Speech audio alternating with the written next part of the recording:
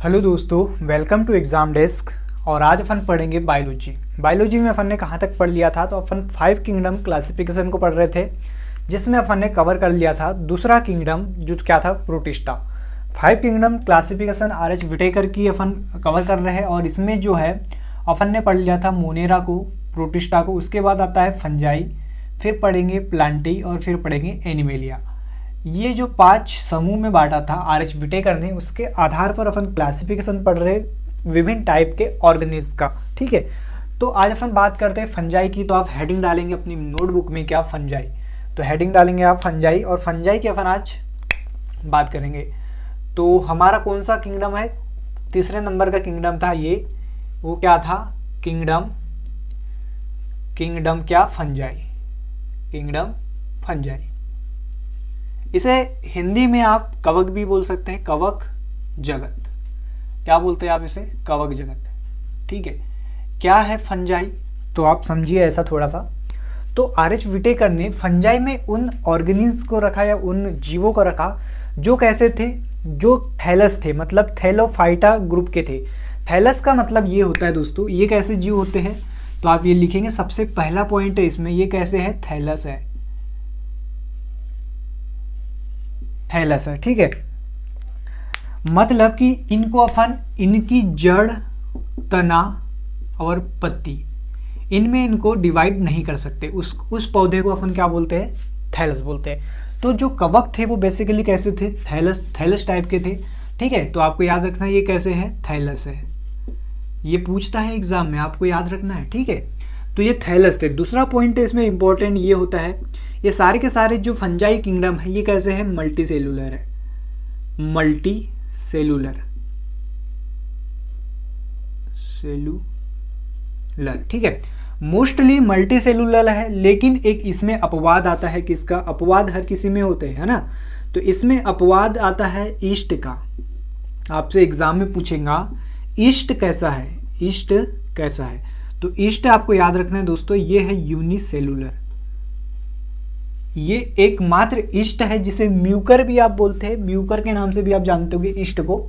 ये एकमात्र ऐसा जीव है जो कैसा है, यूनिसेलुलर है। और आपने सुना होगा ईस्ट का प्रयोग अपन कहाँ करते हैं, फर्मेंटेशन में करते हैं। तो ईस्ट का उपयोग अपन कहाँ करते हैं, तो इसका जो उपयोग किया जाता है, यूजेज ऑफ ईस्ट कहाँ किया जाता है, किण्वन की क्रिया में किया जाता है, किण्वन में। ठीक है, ये एग्जाम में पूछता है किण्वन, इसी को अपन क्या बोलते हैं, फर्मेंटेशन बोलते हैं, फर्मेंटेशन। ठीक है, फर्मेंटेशन की प्रोसेस किसके द्वारा संपन्न की जाती है, ईस्ट के द्वारा संपन्न कराई जाती है। और जिससे क्या क्या बनाया जाता है, डबल रोटी, ब्रेड। ठीक है, बियर इंडस्ट्रीज में, शराब में, एल्कोहल बनाने के लिए भी ईस्ट का उपयोग अपन करते हैं, काई में, फर्मेंटेशन की प्रोसेस में। इतना समझ में आया है, तो आगे बढ़ते हैं। तीसरा पॉइंट है इसका, आपको ये लिखना है, ये सारे के सारे कैसे होते हैं, नमी वाले क्षेत्र में पाए जाते हैं। मतलब कि आपको जहाँ नमी मिलेगी, नमी वाले क्षेत्र में ये क्या कैसे होते हैं, निवास करते हैं।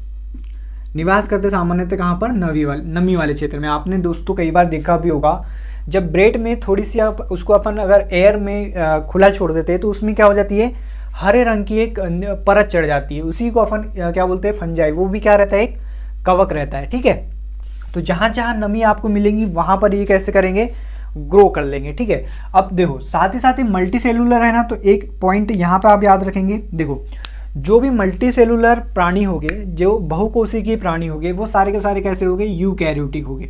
वो कैसे होंगे, यूकैरियोटिक होंगे। ठीक है, यूकैरियोटिक का मतलब क्या होता है कि जिसमें जो न्यूक्लियस होता है अर्थात केंद्रक होता है, वो कैसा होता है, वेल डिफाइंड होता है। मतलब कि स्पष्ट रूप से केंद्रक हमें दिखाई देता है जो कोशिका में, उस कोशिका को अपन यूकैरियोटिक कोशिका कहते हैं। ठीक है, तो जो कवक होते हैं वो कैसे होते हैं, यूकैरियोटिक होते हैं, पहली बात। दूसरी बात, मल्टी सेलुलर होते हैं। ठीक है, थर्ड पॉइंट क्या होगा इसका, कि ये नमी वाले क्षेत्र में पाए जाते हैं। और चौथा पॉइंट, अब मैंने क्या बताया आपको, थैलस प्रकार के होते हैं। ये कैसे होते हैं, थैलस प्रकार के होते हैं। आगे बढ़ते हैं दोस्तों, ये इनमें हरित लवक नहीं पाया जाता, इनमें मतलब क्लोरोफिल नहीं पाया जाता। इसमें हरित लवक नहीं पाया जाता। इसीलिए दोस्तों ये हरित लवक नहीं पाया जाता, इसीलिए ये जो कैसे होते हैं कवक, हेट्रोट्रॉपिक होते हैं, मतलब कि विषम पोषी होते हैं। ठीक है, देखो जो इनका जो न्यूट्रिशन होता है ना वो कैसा होता है, हेटेरोट्रॉपिक होता है। तो न्यूट्रिशन दोस्तों दो टाइप के होते हैं। न्यूट्रिशन, थोड़ा न्यूट्रिशंस को आप समझ लीजिए। यहाँ पर जो न्यूट्रिशंस होता है या इसे अपन पोषण बोलते हैं, न्यूट्रिशन, ये कितने टाइप के होते हैं, तो ये दो प्रकार के होते हैं। कौन कौन से होते हैं, एक ऑटोट्रोपिक जिसे स्वपोषी बोला जाता है, ऑटोट्रोपिक, ऑटोट्रोपिक जिसे कि अपन क्या बोलते हैं, स्वपोषी बोलते हैं। और जो दूसरा होता है दोस्तों हेटेरोट्रोपिक, हेटेरोट्रोपिक जिसे अपन क्या बोलते हैं, विषमपोषी बोलते हैं। इसे क्या बोलते हैं, विषमपोषी कहा जाता है। तो जो कवक होते हैं ना ये कैसे होते हैं, हेटेरोट्रोपिक होते हैं, मतलब इनमें न्यूट्रिशन कैसा होता है, हेटेरोट्रोपिक होता है। कैसे होते हैं, विषमपोषी होते हैं। तो विषमपोषी कहने का मतलब है कि ये तीन टाइप के अपना जो न्यूट्रिशंस कवर करते हैं। हेटेरोट्रोपिक में भी तीन टाइप का न्यूट्रिशंस आता है। वो कौन कौन सा आता है, तो आपको याद रखना है। पहले नंबर पे आता है क्या, सेप्रोफाइट, सेप्रोफाइटिक, सेप्रोफाइटिक, ठीक है। दूसरा होता है हमारा क्या, म्यूचुअलिज्म, म्यूचुअलिज्म, ठीक है। थर्ड क्या था हमारा, थर्ड इसमें होता है दोस्तों एक पैरासाइटिक, पैरासाइटिक, ठीक है। ये तीन टाइप के न्यूट्रिशंस फॉलो करते हैं, तीन टाइप के न्यूट्रिशंस होते हैं काय में, कवक में, अर्थात एनिमल सॉरी फंजाई किंगडम में, ठीक है। अब एक एक से डिटेल में अपन बात करते हैं सेप्रोफाइटिक, सेप्रोफाइटिक की, म्यूचुअलिज्म की और पैरासाइटिक की। तो ये किस प्रकार से न्यूट्रिशन होता है इनमें, तो बात करते हैं सेप्रोफाइट की, जिसे हिंदी में अपन क्या बोलते हैं, मृतोपजीवी, सेप्रोफाइटिक, सेप्रोफाइटिक। तो सबसे पहले आप लिखेंगे क्या, सेप्रोफाइटिक, सेप्रोफाइटिक, ठीक है। इसे अपन हिंदी में इसको क्या बोलते हैं, मृतोपजीवी, मृतोपजीवी। मतलब कि जो कवक अपना भोजन सड़े गले पदार्थों से लेते हैं। कैसे लेते हैं, सड़े गले पदार्थों से लेते हैं। सड़े गले जितने भी डिकम्पोज मटेरियल होता है उनसे जो अपना जो न्यूट्रिशंस गेन करते हैं उसे अपन क्या बोलते हैं, सेप्रोफाइटिक। और ये कौन कौन से होते हैं, राइजोपस और पेनिसिलियम, इसके एग्जाम्पल आप लिख लेंगे। इसके एग्जाम्पल कौन कौन से कवक होते हैं, तो राइजोपस, राइजोपस, पेनिसिलियम, पेनिसिलियम, ठीक है। राइजोपस होता है, पेनिसिलियम होता है, अगारिकस, अगारिकस, अगारिकस का भी आपने नाम सुना होगा, ठीक है। मर्चुला, मर्चुला, अगारिकस को ही दोस्तों मशरूम बोलते हैं। इसी को क्या बोलते हैं, मशरूम बोलते हैं, ठीक है। ये भी एक टाइप होता है, मर्चुला भी मशरूम का ही, लेकिन ये कैसा होता है, छत्रक वाली होती है। मतलब कि आपने ऐसा देखा होगा, आपने इसकी सब्जी खाई होगी, ठीक है, इस टाइप की होती है। और जो अगारिकस होती है ऐसी होती है, ये इस टाइप की होती है अगारिकस, ठीक है। ये होती है क्या, मर्चुला। तो इन मशरूम को, ये मशरूम बेसिकली क्या होती है, सेप्रोफाइटिक होती है। मतलब कि ये कहाँ पर उगती है, सड़े गले पदार्थों के ऊपर उगती है। अब बात करते हैं म्यूचुअलिज्म की, तो इसका बेस्ट एग्जाम्पल है दोस्तों, मतलब इसे सहजीवी बोला जाता है। इसे क्या बोलते हैं, सहजीवी, सहजीवी आप याद रख सकते हैं, या म्यूचुअलिज्म भी याद रख सकते हैं, म्यूचुअलिज्म, म्यूचुअलिज्म, ठीक है। तो इसका जो बेस्ट एग्जाम्पल है लाइकेन, आपको याद रखना है, लाइकेन से कई बार एग्जाम में क्वेश्चन भी आता है। मतलब कहने का यह है कि जो लाइकेन होता है ये दो ऑर्गन पे डिपेंड करता है। मतलब कि लाइकेन किस किस से मिलकर बनता है, तो लाइकेन को ग्रो करने के लिए या तो कवक होना चाहिए, कवक भी आवश्यकता होता है, और प्लस शैवाल की आवश्यकता होती है, ठीक है। तो शैवाल और जो कवक आपस में रिलेशन के थ्रू जो ग्रो करते हैं, और वहाँ पर क्या उगता है, लाइकेन्स उगते हैं, ठीक है। और लाइकेन आपने सुना होगा, लाइकेन किसके इंडिकेटर होते हैं, तो लाइकेन जो होते हैं वायु प्रदूषण के इंडिकेटर होते हैं। मतलब कि जहाँ वायु प्रदूषण ज़्यादा होता है, ठीक है, तो वहाँ पर क्या होगा, लाइकेन उगना कम हो जाएंगे, मतलब लाइकेन ग्रो कम करेंगे। तो उसको अपन जो ये काय के इंडिकेटर होते हैं, वायु प्रदूषण के इंडिकेटर होते हैं, आपको याद रखना है। अब यहाँ पे लाइकेन दो पर डिपेंड करते हैं, एक तो कवक पर होते हैं और एक शैवाल को होते हैं। तो इन दोनों से ही जो भोजन प्राप्त करते हैं लाइकेन, इसीलिए इनको जो है सहजीवी बोला जाता है। लाइकेन कैसे होते हैं, सहजीवी होते हैं, क्योंकि दोस्तों जो कवक होते हैं ये लाइकेन को रहने के लिए घर प्रदान करते हैं। मतलब ये शेल्टर प्रदान करते हैं, क्या करते हैं, शेल्टर प्रदान करते हैं, ये शेल्टर, ठीक है। और जो शैवाल होते हैं दोस्तों, शैवाल क्या होता है, शैवाल जो फूड प्रोवाइड करते हैं इनको, विभिन्न जो कार्बनिक जो पदार्थ होते हैं, कार्बोहाइड्रेट वगैरह सारा का सारा, ये कौन प्रदान करता है? शैवाल प्रदान करता है। तो ये सहजीवी की कहानी थी। आपको देखो क्वेश्चन एग्जाम में पूछेगा लाइकेन कौन सा, मतलब लाइकेन में कौन सा मोड ऑफ न्यूट्रिशन होता है, ठीक है, ये पूछेगा। तो वो कौन सा होता है? सहजीवी होता है, और इसे ही क्या बोलते हैं? म्यूचुअलिज्म बोला जाता है, ठीक है। इसे सहोपकारिता भी बोल सकते हैं आप। क्या इसे बोल सकते हैं? सहोपकारिता। म्यूचुअलिज्म को बोलते हैं सहोपकारिता, ठीक है। तो ये कैसे होते हैं? लाइकेन होते हैं। अब तीसरा टाइप था दोस्तों पैरासाइटिक। पैरासाइटिक, तो पैरासाइटिक का मतलब होता है परजीवी। पैरासाइटिक या पैरासाइट्स, इसे अपन पैरासाइट्स भी बोल सकते हैं, ठीक है। तो आप इसको रफ करता हूँ मैं, आप यहाँ पे स्क्रीनशॉट ले लीजिएगा फटाक से। तो तीसरा हमारा था मोड ऑफ न्यूट्रिशन में, इसमें वो क्या है? पैरासाइट्स। पैरासाइट्स, ठीक है। तो जो थर्ड था हमारा न्यूट्रिशन में वो क्या था? पैरासाइट्स। पैरासाइट्स, इसे परजीवी भी बोलते हैं। परजीवी का मतलब होता है दोस्तों ऐसे किसी जीवित वस्तु जीवित थिंग के शरीर में जा प्रवेश कर जो अपना जीवन यापन करते हैं, वो कवक को क्या बोलते हैं? पैरासाइट्स बोलते हैं। ये बेसिकली बहुत सारे रोगवाहक होते हैं, मतलब ये रोग के कारक होते हैं। इनसे सामान्यतः वस्तु मतलब मनुष्य में बहुत से पादप मतलब प्लांट में भी रोग उत्पन्न हो जाता है। इनको अपन क्या बोलते हैं? परजीवी, ठीक है। तो इनका एग्जाम्पल क्या है? पॉक्सीनिया। इसका एग्जाम्पल क्या है? पॉक्सीनिया। पॉक्सीनिया। बहुत से रोग है दोस्तों जो कवक से होते हैं, जैसे कि आपको एक जो मनुष्य में जो कवक से रोग होता है वो कौन सा होता है, ठीक है। तो जो मनुष्य में कैसा होता है? दांत हाथ खुजली वाला, वो रोग कैसे होता है? वो भी फंगस इन्फेक्शन होता है। तो पैरासाइट से भी आपको आई होप समझ में आ गया होगा। अब आगे बात करते हैं, इनकी जो कोशिका भित्ति पाई जाती है, कवक में क्या पाई जाती है? कोशिका भित्ति पाई जाती है, ठीक है। दूसरा पॉइंट आप लिखेंगे इनकी कोशिका भित्ति। कोशिका भित्ति, देखो कोशिका भित्ति को ही अपन क्या बोलते हैं? सेल वाल बोलते हैं। सेल वाल, ठीक है। तो इनमें सेल वाल काय की पाई जाती है? तो इसमें जो सेल वाल पाई जाती है काइटिन की। काइटिन की, इनमें सेल वाल काय की पाई जाएंगी? काइटिन की पाई जाएंगी। देखो सेल वाल होती क्या है दोस्तों, ऐसा आप समझिएगा कि ये जो कोशिका होती है ना, ये कोशिका के ऊपर एक लेयर होती है जो कैसी होती है? थोड़ी हार्ड पाई जाती है। इसके अंदर ये जो सेल वाल होती है क्या होती है? सेल वाल होती है।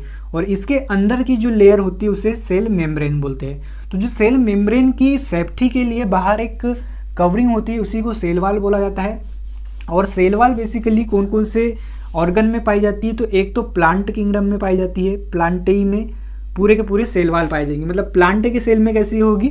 सेल वाल होगी। और जो वहीं एनिमेलिया की बात करें तो एनिमेलिया में सेल वाल प्रेजेंट नहीं होती, इतना आप याद रखेंगे। तो कई बार एग्जाम में पूछता है कि कोशिका की सेल वाल किस चीज़ की बनी होती है। अब देखो सेल वाल मोस्टली सेल्यूलोज की बनी होती है। ये कैसी बनी होती है? सेल वाल सेल्यूलोज की, ये सेल्यूलोज की बनी होती है, ठीक है। लेकिन एक एक्सेप्शन है काय में? फंजाई में। तो फंजाई की जो सेल वाल होती है वो काय की बनी होती है? काइटिन की बनी होती है। तो ये आपको याद रखना है, बहुत ज़्यादा इंपॉर्टेंट है, ठीक है। इसके बाद आगे चलते हैं दोस्तों। 1927 में एक वैज्ञानिक थे अलेक्जेंडर फ्लेमिंग, या इसे फ्लेमिंग भी आप बोल सकते हैं। इन्होंने दोस्तों सबसे पहले जो पेनिसिलिन से एक एंटीबायोटिक बनाई थी, क्या? पेनिसिलिन, ठीक है। ये किससे बनाई थी? तो ये एक कवक होता है पेनिसिलियम, पेनिसिलियम नोटेटम, नोटेटम, ठीक है। पेनिसिलियम नोटेटम से ही ये क्या बनाते हैं? एंटीबायोटिक बनाते हैं जिसका क्या नाम है? पेनिसिलिन नाम है। और किसने बनाई थी? अलेक्जेंडर फ्लेमिंग ने बनाई थी 1927 में, ठीक है। अब आगे बात करते हैं दोस्तों। क्वेश्चन आपसे यहाँ से ये पूछेगा इनके रिप्रोडक्शन से, ठीक है। तो आपको याद रखना है ये रिप्रोडक्शन कैसे करते हैं, जो कवक होते हैं इनका रिप्रोडक्शन कैसे होता है, ठीक है। तो यहाँ से आपको क्वेश्चन पूछने की संभावना बढ़ जाती है। तो हेडिंग डालेंगे आप रिप्रोडक्शन अर्थात जनन, रिप्रोडक्शन की। तो ये रिप्रोडक्शन कैसे करते हैं? इनमें 3 टाइप का रिप्रोडक्शन होता है, 1, 2 एंड 3। फर्स्ट होता है असेक्सुअल, सेकेंड सेक्सुअल और थर्ड होता है वेजिटेटिव।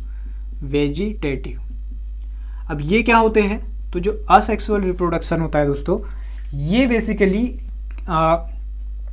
ये किसके माध्यम से होता है, तो ये स्पोर के माध्यम से होता है, जिसे आप बीजाणु भी बोलते हैं। ठीक है,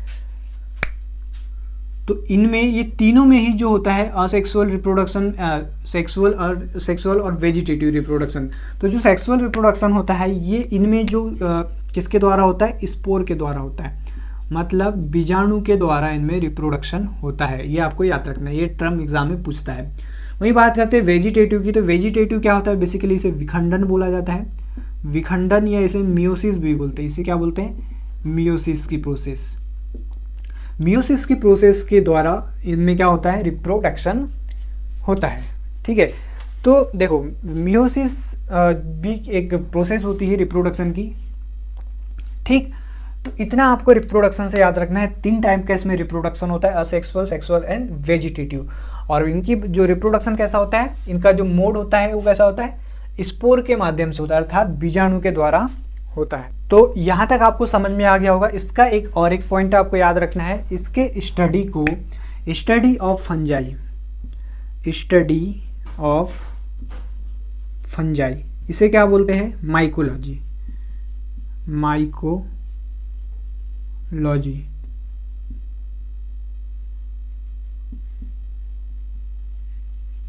स्टडी ऑफ फंजाई को क्या बोला जाता है, माइकोलॉजी बोला जाता है। तो फंजाई में इतना ही इंपॉर्टेंट है, अगर आप इसको अच्छे से कवर कर लेते हो, सारा का सारा याद कर लेते हैं, तो इससे बाहर आपका क्वेश्चन फंजाई से अगर आता है तो नहीं जाएगा। सबसे इंपॉर्टेंट थिंग तो फंजाई से यही क्वेश्चन अभी तक आया है, वो कौन सा आया है कि इनकी सेल वॉल किस चीज़ की बनी होती है, काय की बनी होती है, काइटिन की बनी होती है। कुछ दोस्तों फंजाई के टाइप्स भी होते हैं, वो कौन कौन से टाइप्स होते हैं, तो फाइकोसाइट्स, एस्कोमाइसिट्स, ठीक है, बेसिडोमाइसिस्ट और ड्यूट्रोमाइसिस्ट्स, ये टाइप्स होते हैं। 4 टाइप के फंजाई होते हैं। तो इनका आपको उतना डिटेल में अपन नहीं जाते, वो नहीं पूछता है एग्जाम में, अभी तक तो नहीं आया है। ठीक है, अगर आगे आता है तो ठीक है, आप नेक्स्ट वाली क्लास में मैं करवा दूंगा। ये जो इसके टाइप्स होते हैं जितने भी 4 टाइप्स के होते हैं, फाइकोसाइट्स, माइकोसाइट्स, ड्यूट्रोसाइट्स और बेसिडोसाइट्स। ठीक है, बेसिडोमाइसिट्स, ये सारे के सारे मैं अपन नेक्स्ट क्लास में पढ़ेंगे। तो आज के लिए इतना ही रहने देते हैं। आई होप कि आपको ये वीडियो अच्छा लगा होगा। अगर अच्छा लगा है तो मेरे चैनल को सब्सक्राइब कर देना और अपने दोस्तों में इसे शेयर कर देना।